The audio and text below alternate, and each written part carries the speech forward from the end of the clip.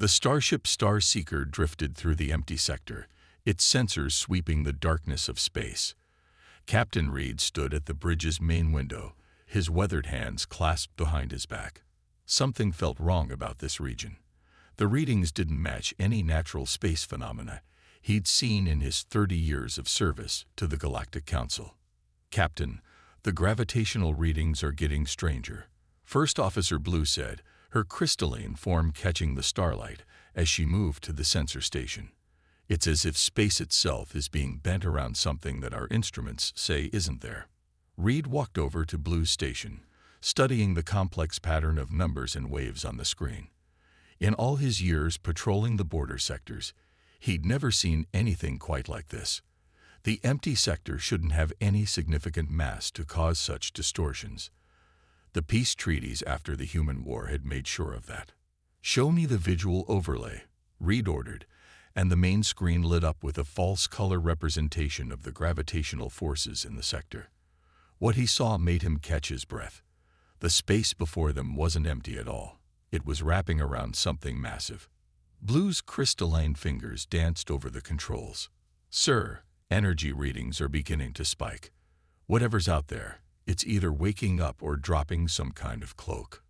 Reed felt a chill run down his spine as old memories surfaced. He had been a junior officer during the last days of the human war. He remembered the stories of how human ships would appear out of nowhere, strike with devastating force, and vanish again. The Council had dismissed those tales as exaggerations after the humans surrendered, but he had seen enough to know better. "All hands to battle stations," Reed commanded. "But keep weapons powered down. We don't want to appear hostile." The crew rushed to comply as warning lights bathed the bridge in a soft red glow. "Sir," Blue's voice carried a note of worry that made her crystal form vibrate slightly. "The distortion is expanding. It's now larger than any known Council vessel." The space in front of the Star Seeker began to shimmer, like heat waves rising from hot ground. At first, it was subtle, just a slight bending of the starlight. Then the distortion grew stronger, and something impossible began to take shape. It started with a nose section larger than Reed's entire ship, materializing as if being painted onto the fabric of space itself.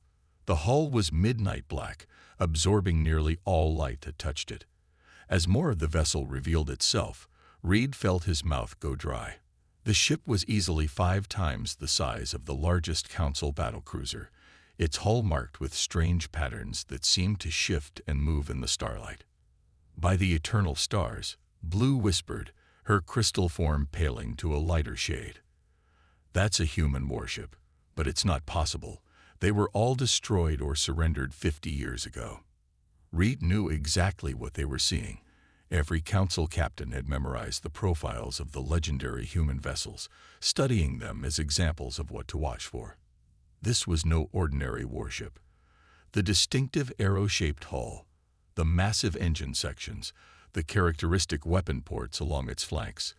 This was the HMS Thunder, the most famous human warship never found after the war.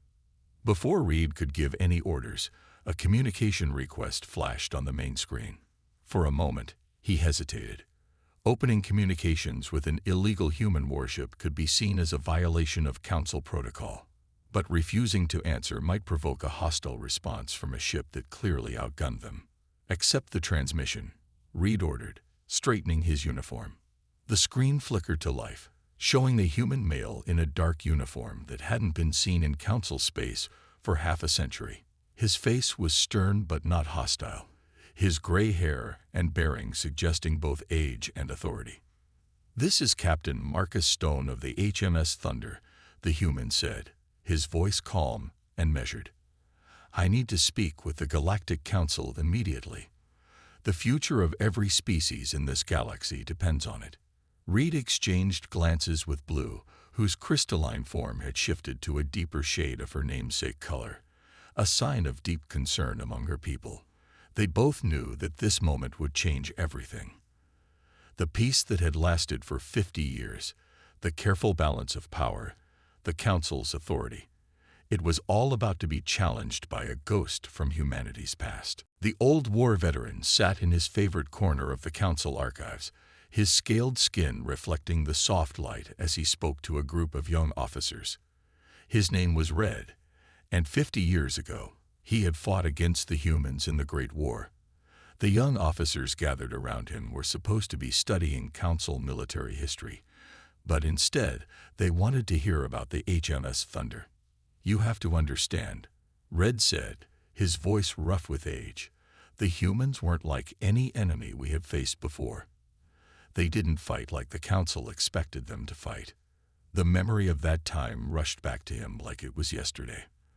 The Council fleet had been massive, thousands of ships strong, all lined up in perfect formation as they pushed toward Earth.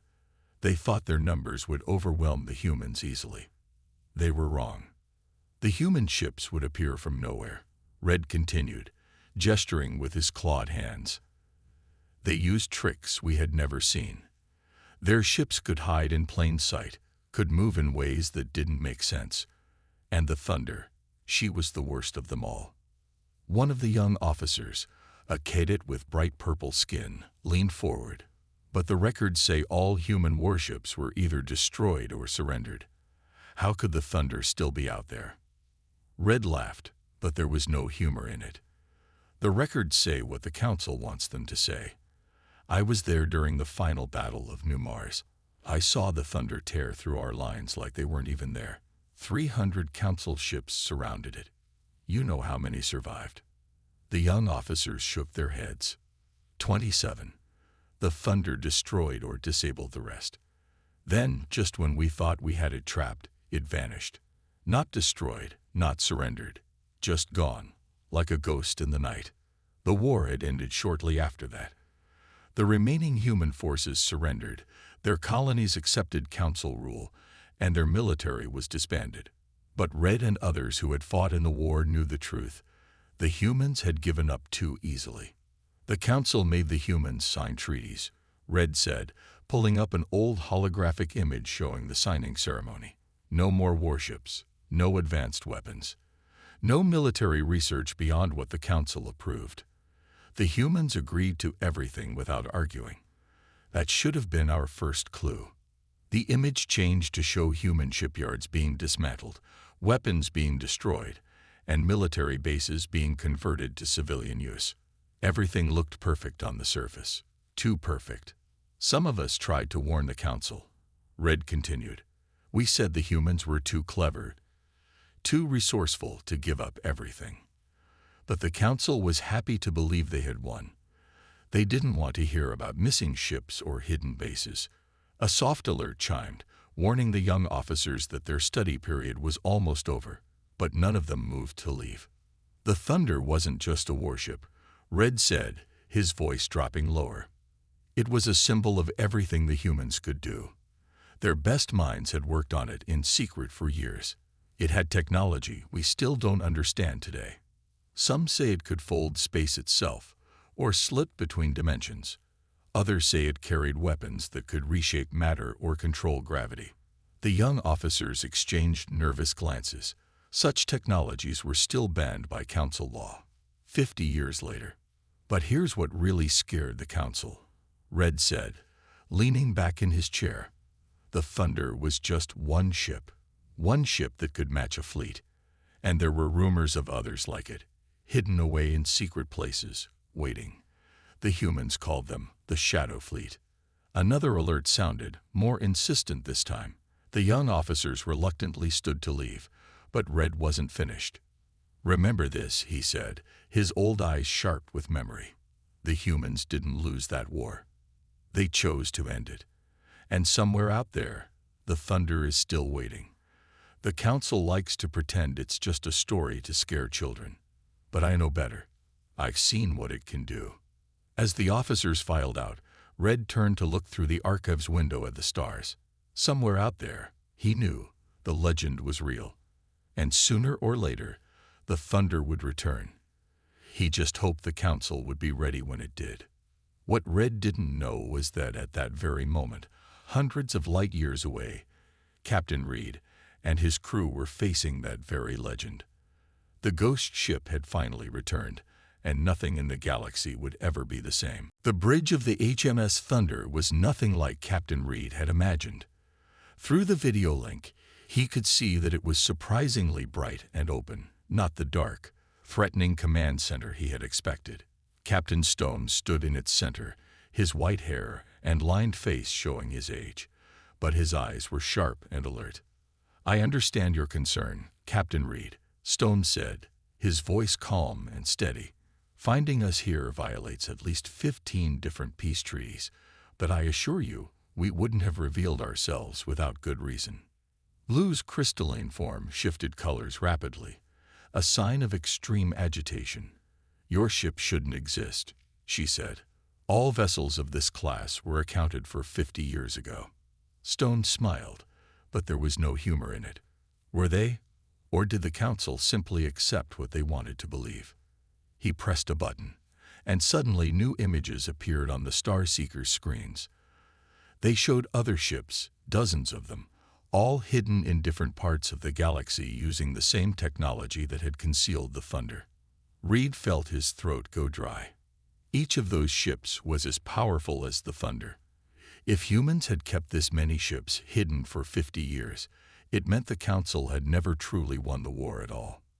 "We need to inform the Council immediately," Reed said, trying to keep his voice steady. "This is far beyond my authority to handle." "That's exactly what I'm asking for," Stone replied. "We need to speak to the full Council. All of them. Today." His tone made it clear this wasn't a request. The Starseeker's crew watched in amazement as the Thunder began to move. Its massive hull shifted like liquid metal, panels realigning themselves in ways that defied normal engineering. The ship's true size became apparent as it turned. It was even larger than it had first appeared. "Our engines are spooling up for a jump to the Council headquarters," Stone announced. "Your ship is welcome to accompany us, Captain Reed.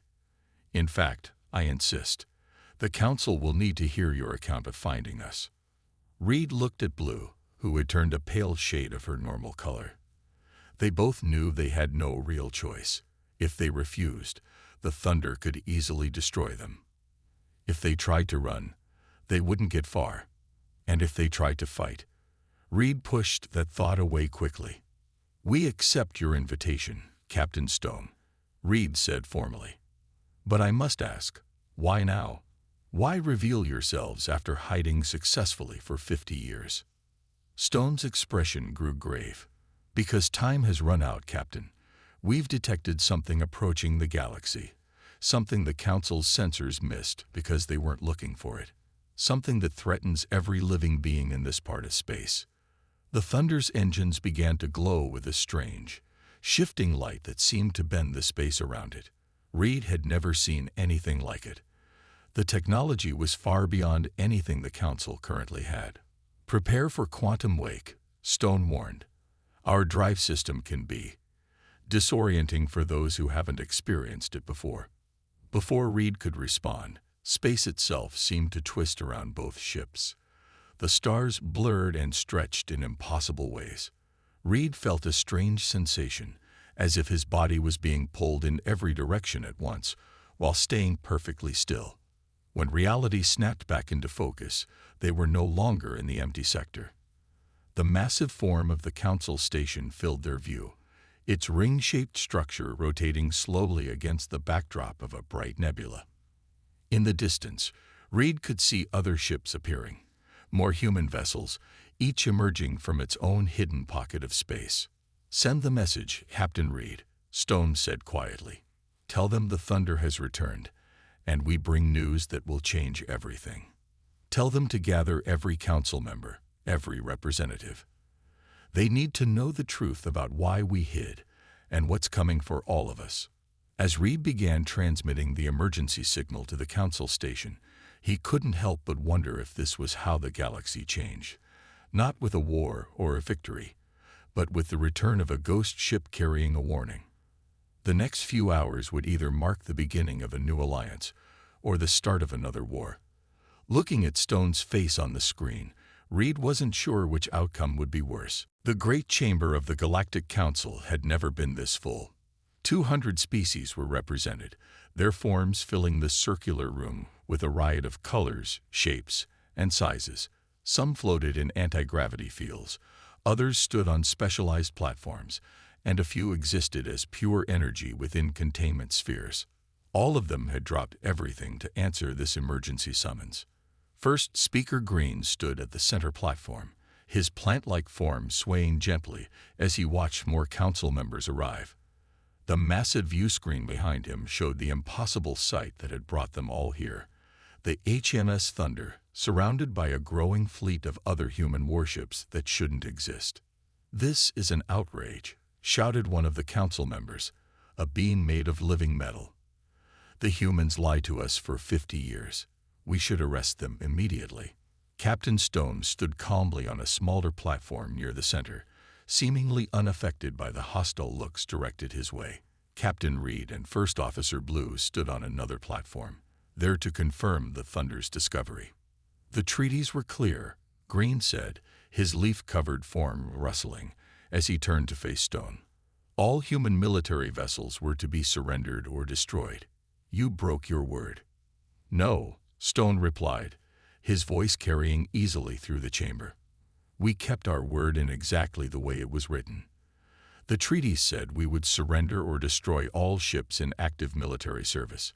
These ships," he gestured to the screen behind him, "were officially decommissioned 1 hour before the treaty signing. They weren't in military service at that moment." A murmur ran through the chamber. It was the kind of technical loophole that humans were famous for finding. "That's hardly the point," said another council member, this one a creature of pure light. "You've been hiding a fleet that could threaten the entire council. How can we trust anything you say now?" Stone pressed a button on his platform. The view screen changed, showing something that made the entire chamber fall silent. It was a massive object, dark and angular, moving through the space between galaxies. Behind it were hundreds more just like it. "This is why we kept the fleet," Stone said into the silence. "These objects are approaching our galaxy. They're artificial constructs, each one larger than a solar system. We call them the Harvesters. They visit galaxies every million years or so, destroying any civilization advanced enough to threaten them." The chamber erupted in voices, but Stone continued speaking over them. "We discovered their approach 50 years ago, during the war. That's why we agreed to peace so easily. We needed the Council to focus on development and expansion, while we prepared in secret." "Impossible," Green said, but his voice shook slightly. "Our deep space monitors would have detected them." "Your monitors aren't advanced enough," Stone replied. "The Council's laws against military research have kept your detection technology at the same level for 50 years. We had to go beyond those limits to see them coming." Reed stepped forward on his platform. "I've seen the Thunder's technology myself. It's far beyond anything in Council space. If Captain Stone says these harvesters are real, I believe him." Blue's crystalline form pulsed with light as she added, "The sensor readings from our ship confirm that the Thunder possesses technology we can barely understand. If the humans have been preparing for a threat like this, we should listen." The chamber grew quiet as the council members looked at the screen, watching the dark shapes move steadily closer to their galaxy. The humans had broken the peace treaties, yes, but they had done it to protect everyone, including those who had tried to contain them. "How long do we have?" Green asked finally. 2 years, Stone answered. "Maybe less. We've been building up our forces, developing new technologies, preparing for this moment. But we can't face them alone. We need the Council's help." "And if we refuse?" asked the metal being who had spoken earlier. Stone's expression remained calm, but his eyes were hard. "Then humanity will fight alone, as we've planned to do if necessary. But consider this, if we were willing to hide our true strength for 50 years just to prepare for this threat, imagine what else we might be capable of." The chamber fell silent again as the council members looked at each other. They had just discovered that humanity had never truly been under their control. Now they had to decide, would they join forces with their former enemies, or face extinction alone. The fate of the galaxy hung on their answer. Stone's fingers moved across the control panel, and new images filled the council chamber's massive screen. The harvesters appeared in terrifying detail. Massive structures of dark metal and strange energy, each one built from the ruins of civilizations they had destroyed before. We first detected them when we were testing new sensor technology during the war, Stone explained. At first, we thought our instruments were wrong. Nothing could be that big, that advanced. But then we found the evidence in ancient ruins across the galaxy. The screen changed to show dead worlds. Planets stripped of all resources, their surfaces covered in strange geometric patterns. Some council members gasped as they recognized these worlds from their own exploration records. Your scientists marked these as natural phenomena, Stone continued. But look closer. He zoomed in on one of the patterns. These aren't random. They're mining patterns, extraction points. The harvesters stripped these worlds clean during their last visit, 1,000,000 years ago. Blue moved her crystalline form closer to the screen, studying the patterns. These match ruins we found in the crystal sector, she said, her voice trembling. We always wondered what could have carved such precise lines into entire continents. Stone nodded. They're systematic. They harvest everything. Resources, technology, knowledge. Any civilization advanced enough to be useful becomes raw material for their fleet.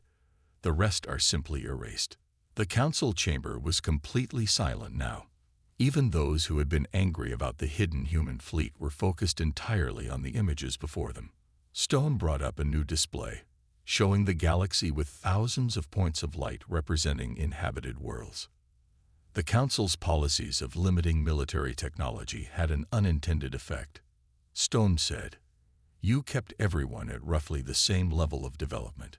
To the harvesters, that makes our entire galaxy look like a perfectly ripened fruit, ready for harvest." "Why didn't you tell us?" Green asked, his plant-like form trembling. "Why keep this secret for 50 years? Stone's expression hardened. "Would you have believed us? More importantly, would you have allowed us to prepare?" Your response to any human military advancement was always the same: containment, restriction, control. He pressed another button, and the screen showed the Thunder's internal systems. Council members leaned forward, seeing technology that went far beyond anything they had imagined possible. "Our ships can bend space itself," Stone explained. "We've developed weapons that can unmake matter, shields that can absorb the energy of a dying sun. We had to go far beyond normal development to have any hope against the harvesters." "And you did all this in secret?" asked a council member made of swirling gases. "How?" "We had help," Stone replied, and brought up another image. This one showed a ship design unlike anything in the room. "We found this in those ancient ruins, a database left behind by survivors of the last harvest. They hid it hoping someone would find it and be better prepared next time.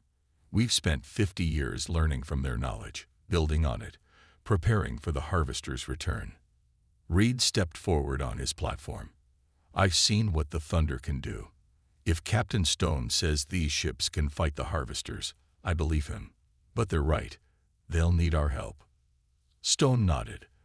"The harvesters are coming with a fleet of thousands. We have hundreds of ships. Advanced as we are, we can't be everywhere at once. We need the Council's resources, your people, your worlds.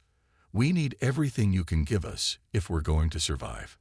The screen changed one final time, showing a simulation of the harvester fleet approaching the galaxy. The scale was almost impossible to grasp. Each ship was larger than a solar system, their combined mass enough to distort the very fabric of space. "We hid ourselves because we had to," Stone said quietly. "We broke the treaties because the alternative was extinction. Now we're offering everything we've learned, everything we've built. Not as conquered people following council law, but as equals fighting for survival." The council chamber remained silent as the simulation played out, showing the harvesters drawing ever closer to their galaxy. The choice before them was clear: accept that humanity had surpassed them, and work together, or face annihilation alone. The council chamber erupted into chaos. Hundreds of voices spoke at once, some shouting in anger, others crying in fear. The massive view screen still showed the Harvester fleet approaching their galaxy, a reminder of the doom hanging over them all. Order. Green's voice boomed through the chamber, his plant-like form growing larger to command attention. We must have order. The metal being who had spoken earlier rose on his platform. How do we know this isn't a human trick? They could have created these images to scare us into accepting their illegal fleet. Stone stood quietly, waiting for the noise to die down. When he spoke, his voice was calm but firm. Admiral West, he said into his communicator, you may proceed with the demonstration. The view screen shifted to show a view of empty space near the council station. Suddenly, the fabric of reality seemed to tear open. Through the tear came a ship even larger than the thunder, its hull gleaming with strange lights and patterns that hurt the eyes to look at. The Star Forge, Stone said, our newest vessel, built using technology we learned from the ancient database. He nodded to someone off-screen, and the massive ship began to change. The council members watched in stunned silence as the Star Forge's hull shifted and flowed like liquid metal. Parts of it seemed to fold through dimensions that shouldn't exist, revealing weapons and systems that defied understanding. Energy readings from the ship made the council station's sensors scream in protest. This ship, Stone continued, can rebuild itself from any damage, create its own ammunition from surrounding space, and tear holes in reality itself. And even with all this power, our simulations show it would take at least 3 ships like this to stop just one harvester. Blue's crystalline form had shifted to a deep worried purple. The energy readings from that ship, they're beyond anything in our records. How did you hide this from us? The same way we hid everything else, Stone replied. By going where you wouldn't look, building in places you couldn't reach, and using technology you couldn't detect. First Speaker Green moved his platform closer to Stone's. His plant-like body had darkened with stress, leaves curling at the edges. If what you say is true, if these harvesters are really coming, then we have no choice. But the council will need guarantees. No, Stone said firmly. No more restrictions. No more controls. You need to understand. Humanity isn't asking for permission anymore. We're offering an alliance, but as equals. The chamber grew quiet as the council members realized what this meant. The balance of power had already shifted. The humans weren't revealing their fleet because they had to. They were revealing it because they chose to. And energy being floated forward. What exactly are you proposing, Captain Stone? Full integration of our technologies, joint training for our crews, immediate upgrading of council defense systems. Stone brought up a new display showing defense plans and ship designs. We have 2 years to prepare this galaxy for the biggest fight of its existence. We don't have time for politics or old fears. First Speaker Green was silent for a long moment, his leaves rustling as he thought. Finally, he spoke. A vote then. All members of the council will decide. But first, show us everything. No more secrets. Stone nodded and pressed a button on his console. The view screen filled with hundreds of new images. Hidden shipyards in fold space, weapon systems that could reshape planets, defense networks that spanned entire sectors. The true extent of human advancement was staggering. We built all of this to protect everyone, not just humanity, Stone said quietly. We could have left, taken our ships to another galaxy.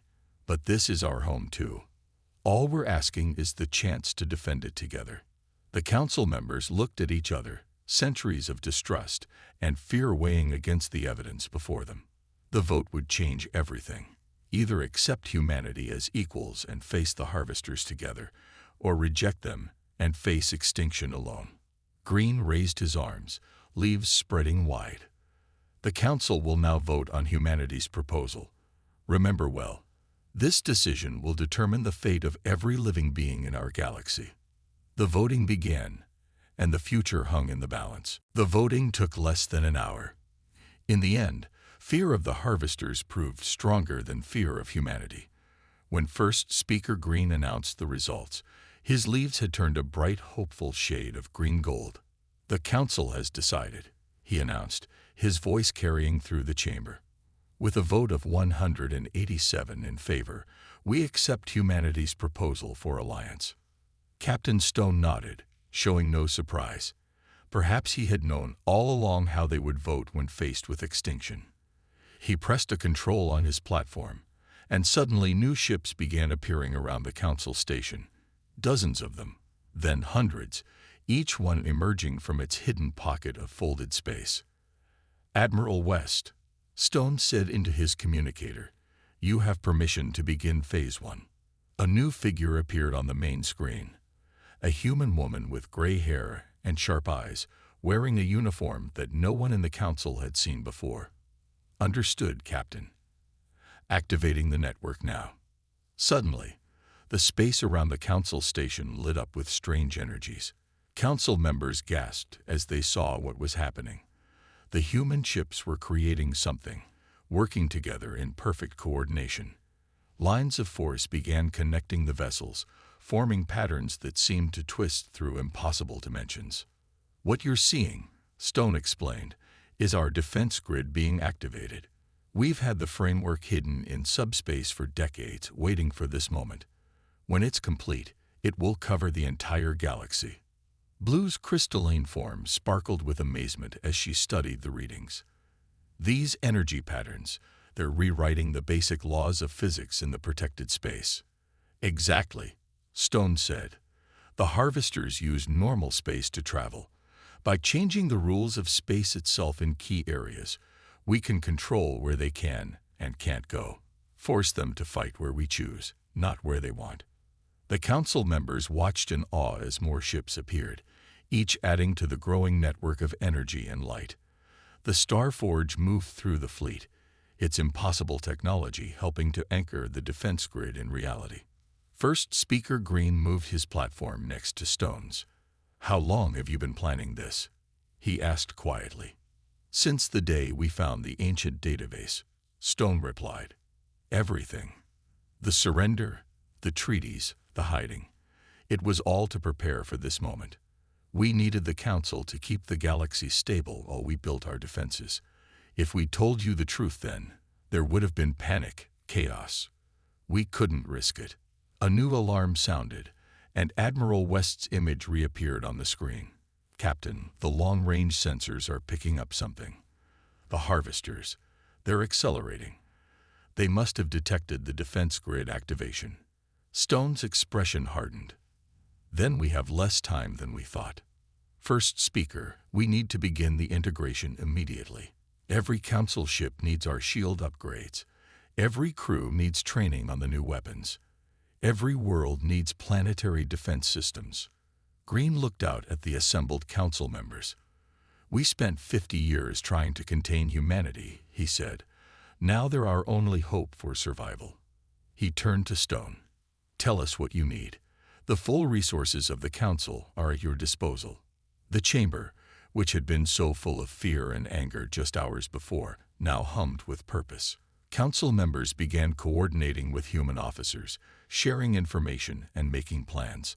The Starforge opened its hangars, revealing training facilities and manufacturing centers that would help upgrade the Council's forces. Stone watched it all with quiet satisfaction. "Captain Reed," he called out, and the Council patrol ship captain moved his platform closer. "Your ship found us for a reason. How would you like to be the first Council vessel upgraded with our technology?" Reed looked at Blue, who nodded eagerly. "It would be an honor," Reed replied. "Though I have to ask, did you let us find you?" Stone smiled, the first real smile anyone had seen from him. "Let's just say we knew the right person would find us when the time was right. Now we have a galaxy to prepare, and not much time to do it." As the Council chamber bustled with activity, the defense grid continued to grow, spreading its protective web across space. Humanity had hidden their true power for 50 years, waiting for this moment. Now, finally, they could stop hiding and start fighting back. The harvesters were coming. But this time, the galaxy would be ready for them.